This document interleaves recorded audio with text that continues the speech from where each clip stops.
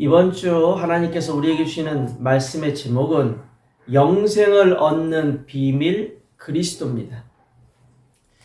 세상의 모든 종교는 여러 가지 방법으로 영원한 생명을 얻을 수 있다는 것을 강조합니다. 예를 들면 고행을 하거나 수행을 하거나 선행을 하거나 봉사를 하거나 이러한 여러 가지 것들을 통해서 우리도 도를 깨달을 수 있다.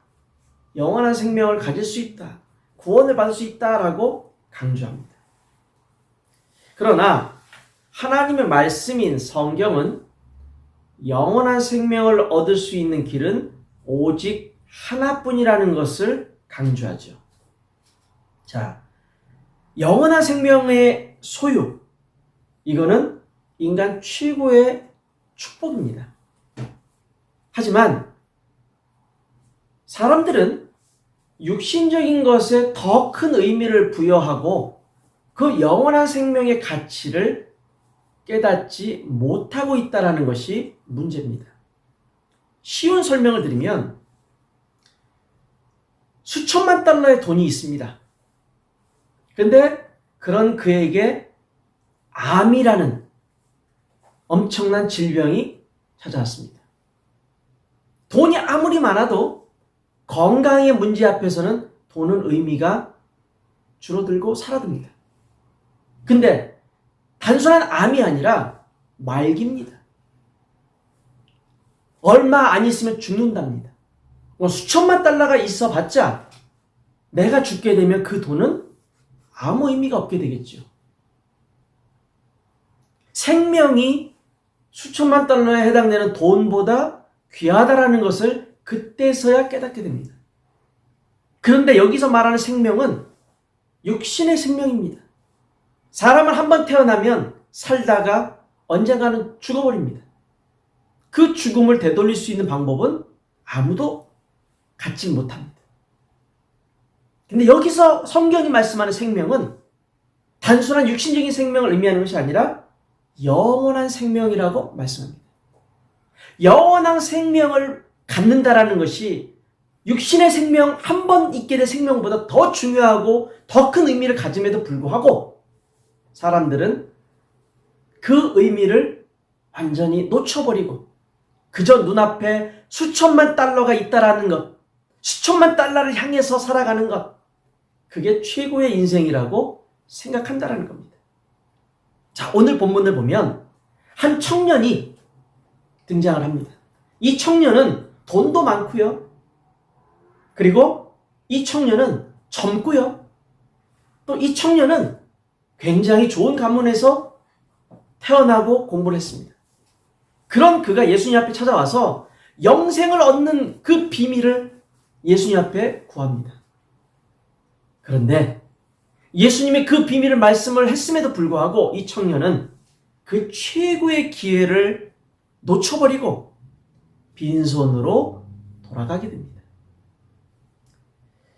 자, 우리는 오늘 말씀을 통해서요, 영원한 생명, 이 영생을 얻게 되는 비밀이 무엇인지를 깨달아야 되고 또 그 비밀을 많은 이들에게 전달하고 그래서 그들이 영생의 축복을 얻도록 도와주는데 우리가 쓰임 받아야 될 것입니다.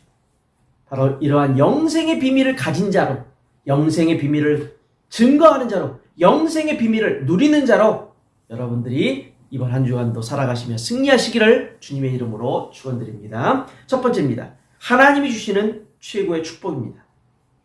자, 오늘 말씀을 보면 한 사람이 예수님께 나아왔다라고 성경은 말합니다. 이 한 사람에 대해서 살펴보면은 마태복음 19장, 마가복음 10장, 누가복음 18장에 동일한 내용을 기록하고 있습니다. 그 내용들을 살펴봤을 때 이 사람은 재물이 많다라는 것이 가장 큰 특징으로 기록이 됩니다.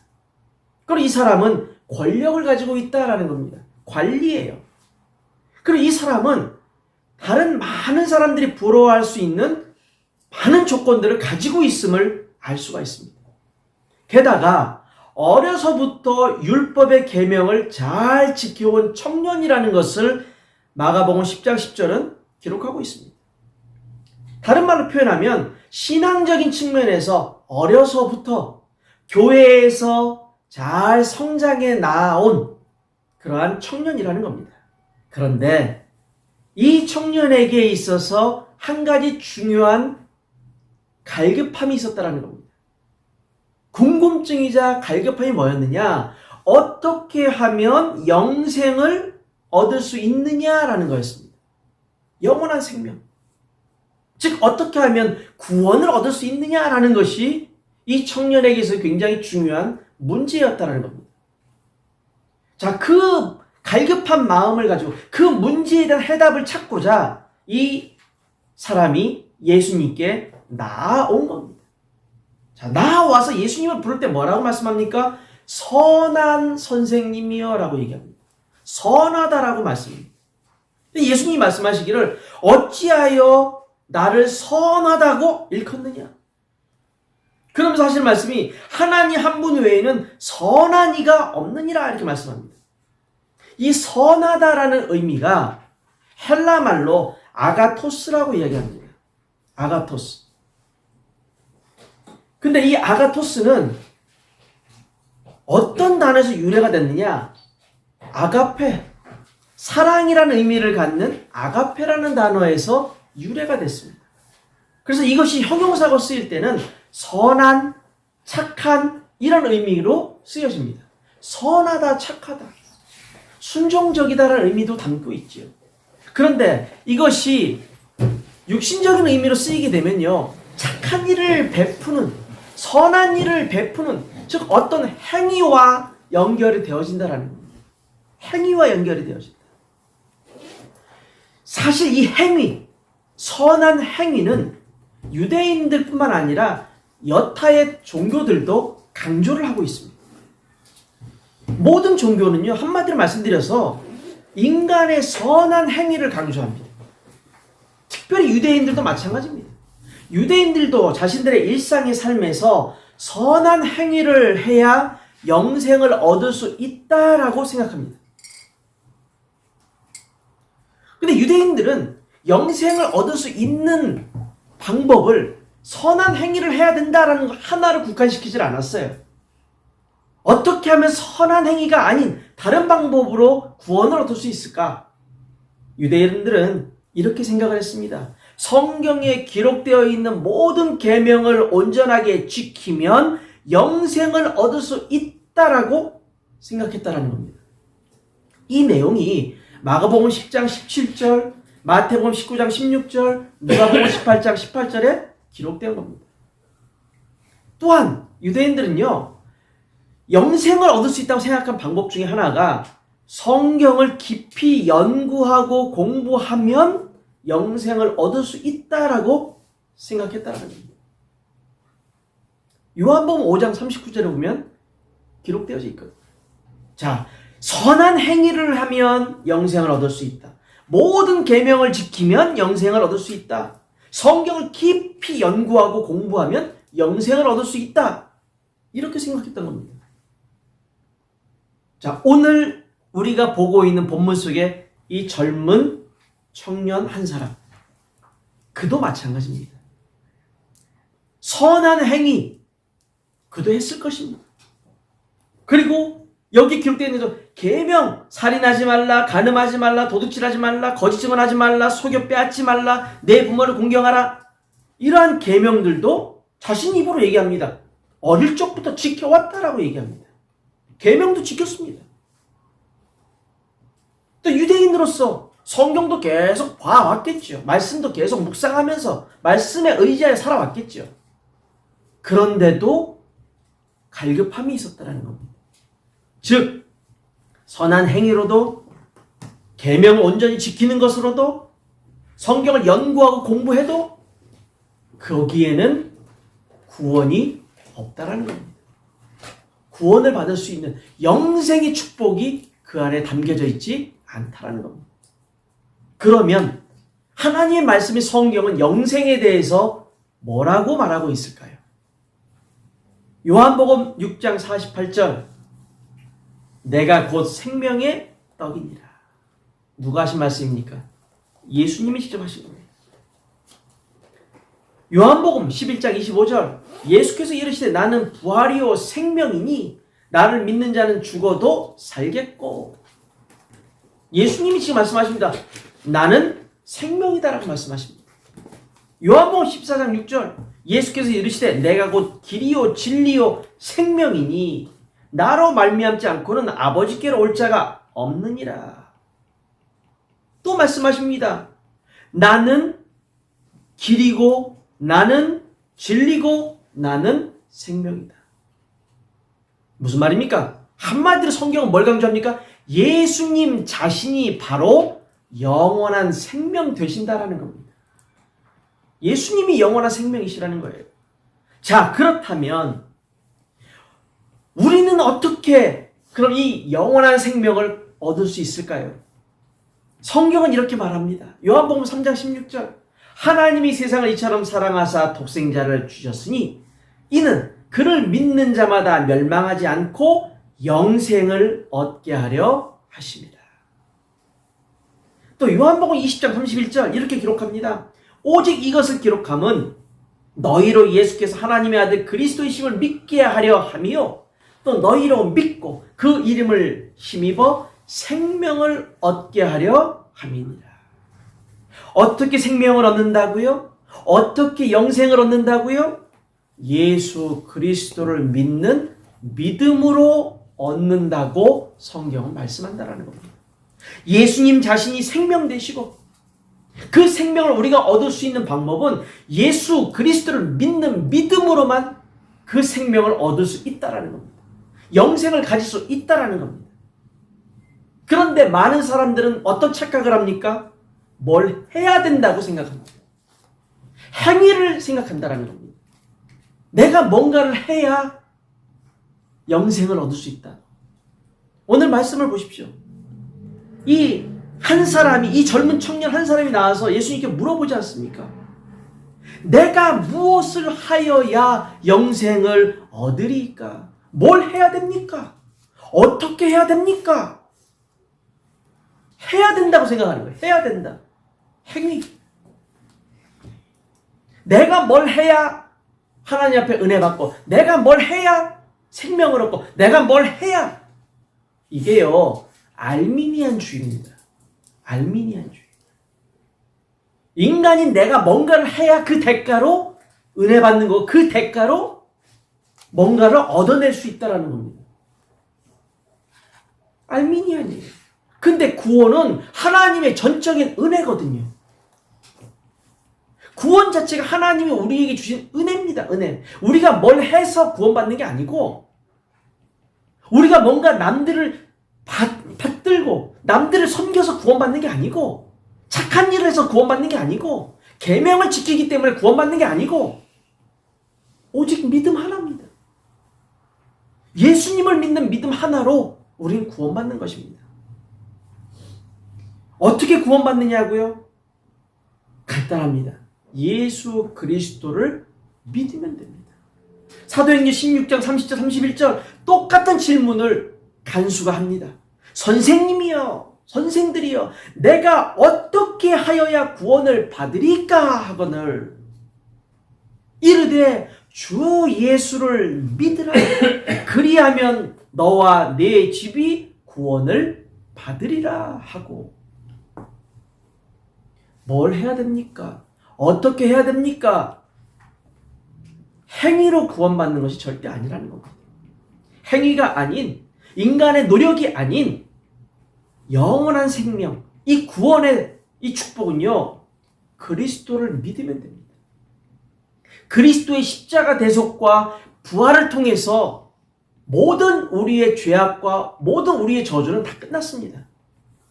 그리스도만 믿기만 하면 구원의 축복을, 그리스도만 믿기만 하면 영생의 축복을 우리는 받게 된다니까요.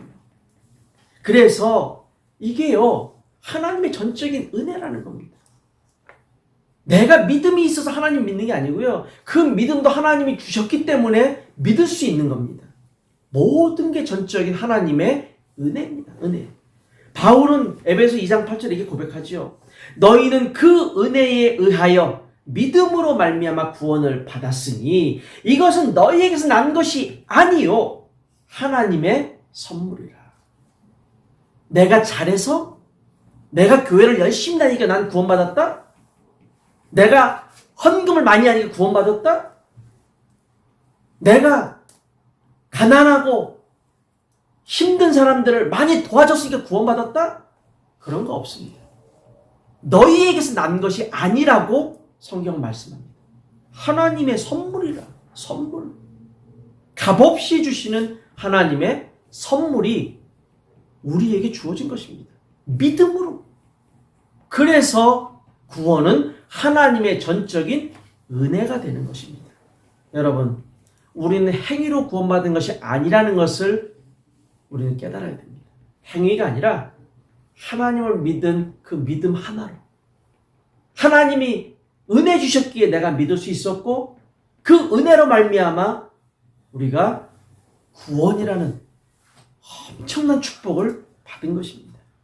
우리가 매일매일 삶 속에서 이 그리스도에 대한 믿음을 더욱더 굳건히 하며 이 그리스도를 충만하게 누리기를 예수님의 이름으로 축원드립니다. 두 번째입니다. 나의 우선순위입니다. 나의 우선순위. 이 부자는 많은 돈을 가지고 있었고 또 권력도 있었고 장래가 촉망되는 그런 유능한 사람이었습니다. 남들이 볼 때는 부족한 게 전혀 없어요. 너무너무 완벽한 조건들을 다 가지고 있습니다. 그런데 예수님은 그에게 말씀하시기를 한 가지가 부족하다라고 말씀합니다. 그 한 가지가 뭐냐? 그 한 가지를 우리는 찾아야 되겠죠. 자, 물질도 있고 권력도 있고 어려서부터 율법도 다 지켰고 부족한 게 뭘까요? 유대인들은 율법을 다 지켰다는 의미가 뭐라고 말씀드렸습니까? 구원받을 자격이 있다라는 거예요. 구원받을 자격이 있다는 것은 다른 말로 하면 자기는 죄를 지은 게 없다라는 거예요. 왜? 율법을 꼬박꼬박 잘 지키고 있으니까. 그래서 구원받을 자격이 충분히 있다라고 생각하는 겁니다. 그런데 예수님은 이 부자에게 한 가지가 없다고 얘기합니다. 네가 세상에 모든 사람들이 부러워할 만한 거 다 가졌는지 모르지만 한 가지가 부족하다. 한 가지가 부족하다. 그 한 가지 부족하다는 의미가 뭔지 아십니까? 헬라 말로 휘스테레오라고 하는데 이 부족하다는 의미가 원래 뜻은요. 어떤 일을 완성하는 데 있어서 마지막 중요한 것 그게 빠졌다라는 겁니다. 우리가 어떤 일을 할 때 다 이루었는데 마지막 하나가 남은 거예요. 마지막 한 가지 그 퍼즐만 딱 맞추면 되는 거예요. 근데 그 퍼즐이 뭐냐라는 겁니다. 그게 부족하다는 표현이에요. 한 가지가 딱 빠져있다. 네가 정말 멋진 인생을 살아왔는데 그 인생의 완성을 이루는 지금의 상황인데 한 가지 퍼즐만 딱 끼워 맞추면 너는 정말 최고다. 영생의 축복 갖게 된다. 그 의미입니다. 예수님의 말씀은. 그러면서 예수님이 뭐라 말씀하시느냐? 청년이 가지고 있는 것을 가난한 자, 필요한 자에게 주라는 겁니다. 나눠주라. 나눠주라. 청년이 가지고 있는 것을 나눠주라는 것. 그가 가지고 있는 게 뭡니까? 물질이에요. 물질. 물질을 주라는 겁니다. 물질을. 이 물질을 아낌없이 나눠줄 수 있는 것이 필요하다라는 거죠. 달리 말씀드리면 나에게 있어서요 가장 아끼는 게 있겠죠. 사람마다 자기가 가장 아끼는 게 있습니다. 소중하게 여기는 것이 있습니다. 누구에게는 물질이 소중할 수 있고 누구에게는 시간이 소중할 수 있고 누구에게는 노력이 소중할 수 있습니다. 근데 그거를 나눠줄 수 있으라는 겁니다. 나눠주라는 거예요.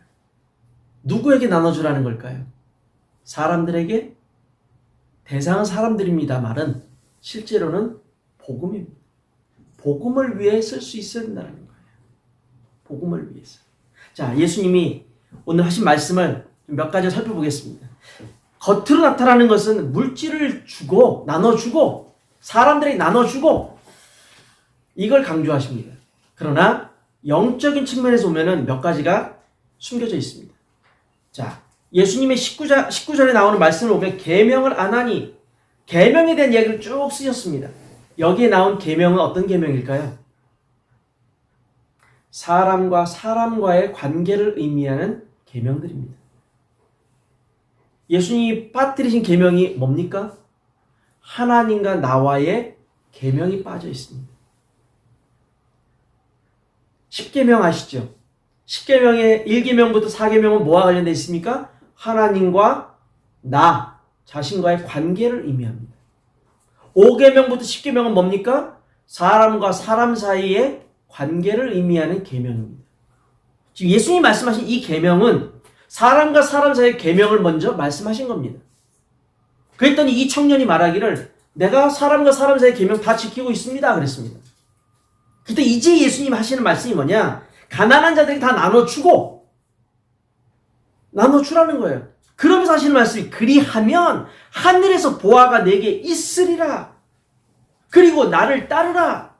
이 말의 의미는 하나님과 나와의 계명, 즉 10계명의 1계명부터 4계명에 해당되는 부분을 지금 말씀하고 있는 거예요. 1계명부터 4계명까지의 핵심이 뭡니까? 하나님을 온전하게 믿고 따르냐라는 거죠. 하나님 외에 한 분도 없다는 얘기예요. 다른 신은 섬길 수가 없잖아요. 하나님의 이름을 함부로 일컬어서 안 되잖아요. 전부 뭡니까? 하나님과 나와의 관계예요. 그 말의 의미는 다른 표현을 하면 하나님을 따를 수 있느냐? 이걸 지금 강조하는 겁니다. 이 청년은 세상에서 사람과 사람 사이의 관계에 해당되는 계명들은 다 지키고 있는지는 모르지만 제일 중요한 하나님과 자신과의 관계, 그 계명을 온전하게 지키지 못하고 있다는 얘기입니다. 왜요? 분명 그에게 가장 소중한 것이 지금 물질이란 말이에요. 하나님이 아니에요. 그렇기 때문에 흔들리는 겁니다. 1계명부터 4계명에 해당되는 하나님과 나와의 관계가 이게 깨져 있기 때문에 아무리 다른 것들을 잘 지키고 아무리 다른 것들을 자기가 100% 지킨다 확신을 해도 하나님을 따르지 못하고 있는 상황에서는 그 의미가 없는 거죠. 예수님 말씀하시잖아요. 다 주라. 주면 뭐가 온다고요? 하늘의 보화가 내게 있으리라. 하늘의 보화가 있는데 하늘의 보화보다 지금 내 눈앞에 보이는 물질에 이게 더 소중하다는 겁니다. 눈앞에 보이는 거, 내가 지금 내 손 안에 잡을 수 있는 거, 이게 더 소중한 거예요. 눈에 보이지 않는 하나님의 은혜, 눈에 보이지 않는 하나님의 축복, 눈에 보이지 않는 하늘의 보화, 이거는 의미가 없다고 생각하는 거죠. 그러니 예수님을 따르질 못하는 겁니다. 하늘의 보화가 있다.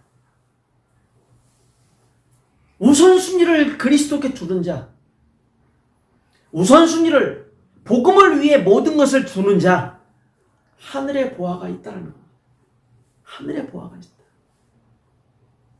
지난주에 살펴봤던 말씀 중에 이런 표현이 있었죠. 결코 상을 잃지 아니하리라. 이겁니다.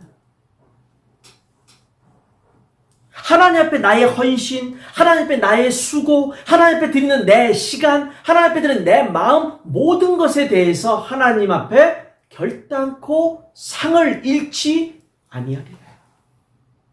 하늘의 보화가 내게 있으리라. 예수님을 따르는 자는 예수님이 책임지신다고 그랬습니다. 예수님이 우리와 항상 함께 하시며 책임지시며 인도하시며 응답하시는 삶을 살아가는 겁니다. 자, 그래서 우리가 우선순위를 어디에 두고 있느냐라는 겁니다. 어떠한 우선순위를 가지고 있습니까? 이것도 중요합니다. 내 삶의 우선순위가 뭘까? 중요하죠. 근데 이 우선순위를 어디에 두고 있느냐도 중요한 겁니다. 이 부자는 자신의 우선순위를 어디에 뒀느냐? 일시적인 것, 육신적인 것에 뒀습니다. 부와 명예와 권력에 우선순위를 둬버린 거예요. 그래서 예수님을 따르질 않았습니다. 한마디로 영생의 축복을 받을 수 있는 최고의 기회를 놓쳐버린 거예요. 성경은 이렇게 말씀합니다. 마가복음 8장 36절, 사람이 만일 온 천하를 얻고도 자기 목숨을 잃으면 무엇이 유익하리요? 우리가 잘 아는 중국의 만리장성을 지었다라고 알려진 진시 황제. 진시 황제가 사람들을 보내서 뭘 찾아오라 그럽니까? 불로초. 늙지 않고 죽지 않는 그 약을 찾아오라고 합니다. 세상을 다 가지면 뭐합니까? 그 넓은 땅을 다 차지하고 그 많은 것을 가지고 있으면 뭐합니까? 죽으면 다 끝인 것을.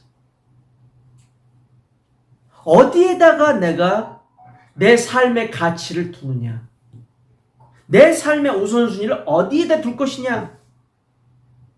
성경은 말씀하잖아요. 온 천하를 얻고서도 자기 목숨을 잃으면 그게 무슨 유익이 있냐고.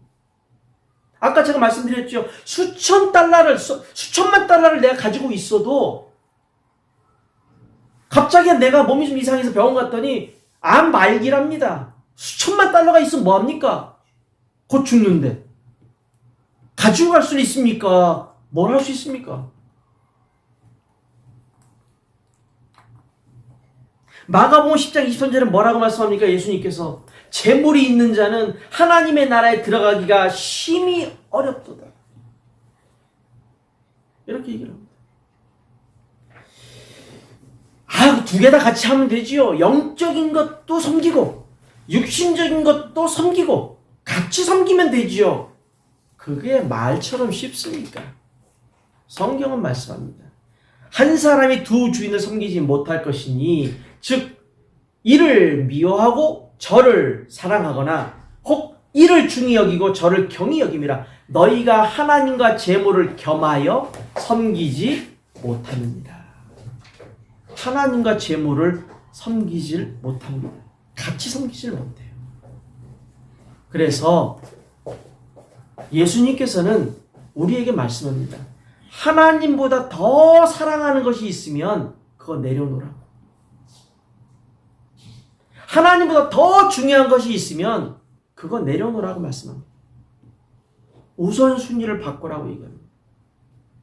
내 인생의 최고의 가치가 무엇인지를 확실하게 깨닫고 그걸 바꾸랍니다. 이 부자 청년에게는 눈에 보이는 재물이 우선순위였습니다. 그렇기 때문에 그가 예수님을 떠날 때 어떻게 떠납니까? 근심하며 슬픈 기색을 띠고 근심하며 갔다고 성경은 말합니다. 자, 영원한 축복을 바로 앞에 놔두고도 우선순위를 바꾸질 못하는, 세상적인 계명만 지켜왔지 하나님과 영적인 계명 관계는 절대적으로 지키지 못했던 이 청년은 영원한 축복, 눈에 보이지 않지만 영원한 축복을 자신의 눈앞에서 바로 놓쳐버립니다. 인생 최악의 선택을 해버리는 거죠. 그렇기 때문에 바울은 디모데에게 이렇게 충고합니다. 부하려 하는 자는 시험과 올무와 여러 가지 어리석고 해로운 욕심에 떨어지나니 곧 사람으로 파멸과 멸망에 빠지게 하는 것이라. 돈을 사랑함이 일만하게 뿌리가 되나니 이것을 탐내는 자들은 미혹을 받아 믿음에서 떠나 많은 근심으로써 자기를 찔렀도다.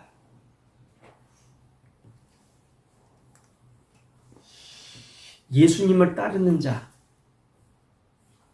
나를 따르라. 예수님 여기서도 말씀했습니다. 예수님을 따르는 자가 바로 모든 소망, 모든 마음, 모든 삶을 하나님께 맡기는 자의 삶을 살아가는 겁니다. 스펄전 목사님이 그런 이야기를 했죠.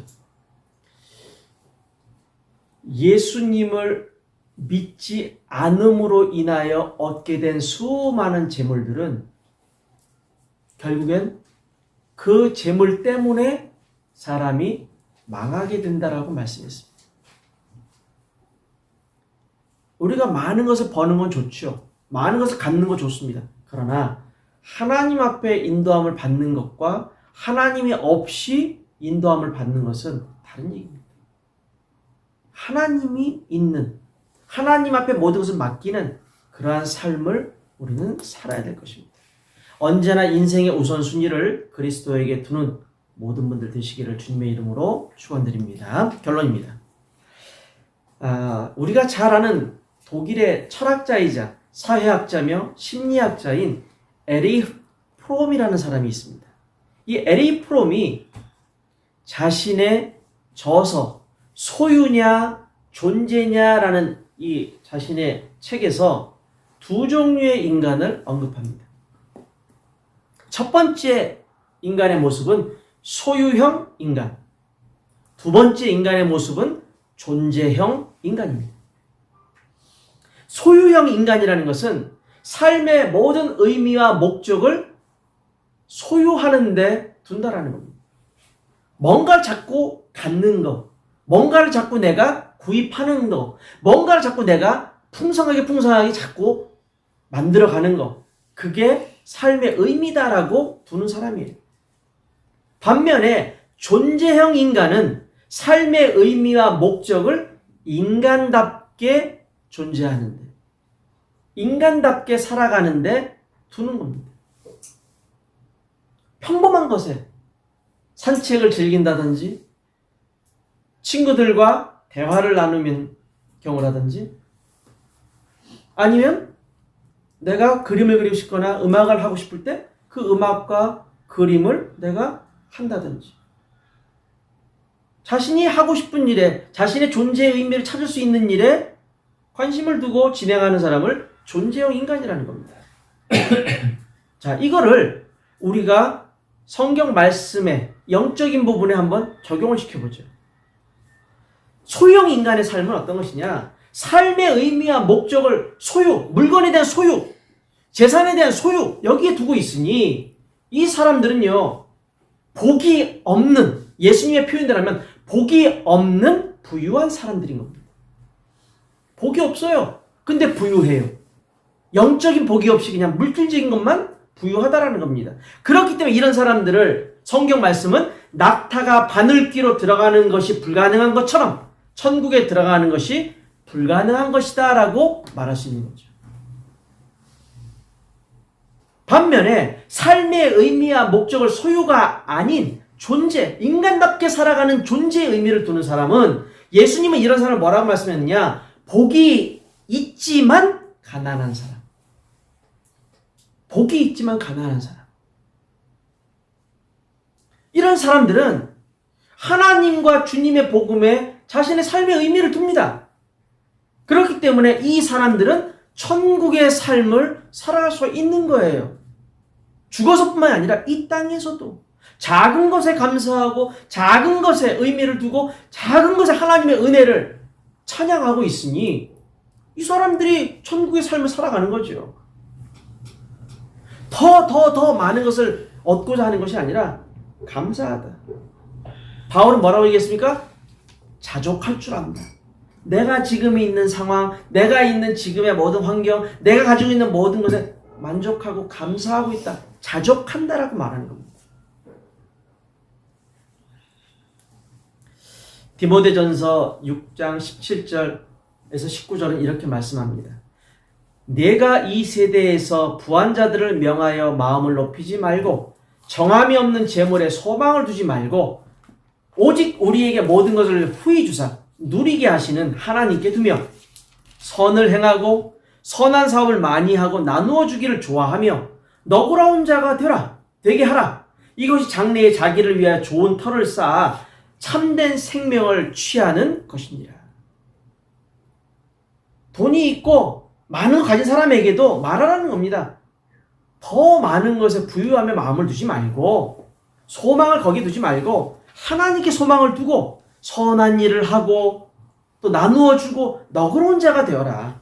이것이 참된 생명을 취하는 길이다. 그렇게 바울은 디모데에게 전하라고 말합니다.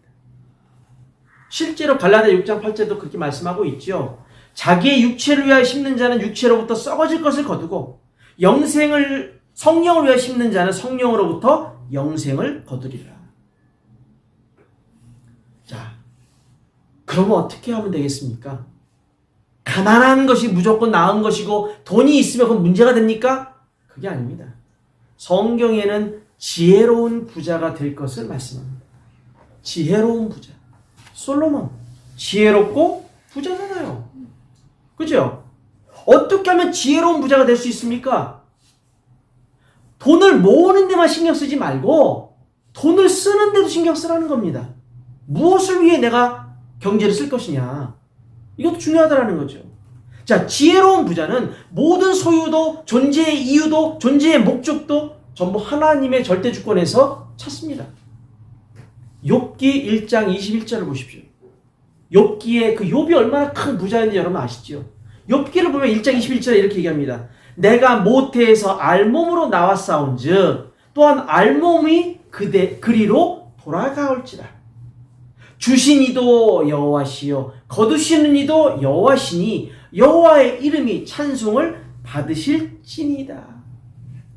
내가 태어날 때부터 많은 걸 가지고 태어난 다이아몬드 수저도 아니고 금수저도 아니고 어차피 내가 죽을 때 다이아몬드 수저를 입에 물고 죽을 것도 아니고 금수저 입에 물고 내가 죽을 것도 아니고 하나님이 주셨으니까 하나님 앞에 내가 드리는 건 당연한 것이고 하나님이 나를 이렇게 축복하셨으니까 그 축복 누리면서 이 축복의 비밀을 나눠주는 것도 당연한 것이고 이게 지혜로운 자의 모습이라는 겁니다. 지혜로운 부자의 모습은 주신 것도 하나님, 축복하신 이도 하나님, 또 써야 될 대상도 하나님, 또 이 모든 것을 통해 영광을 돌려야 될 대상도 하나님이시라는 걸 아는 거예요. 지혜로운 부자. 여러분, 모든 범사에 하나님 절대 주권을 인정하시고 하나님 나라를 위해서 지혜롭게 물질을 사용할 수 있는 그러한 욥과 같은 솔로몬과 같은 지혜로운 자, 지혜로운 부자들이 다 되시기를 주님의 이름으로 축원드립니다. 기도하겠습니다.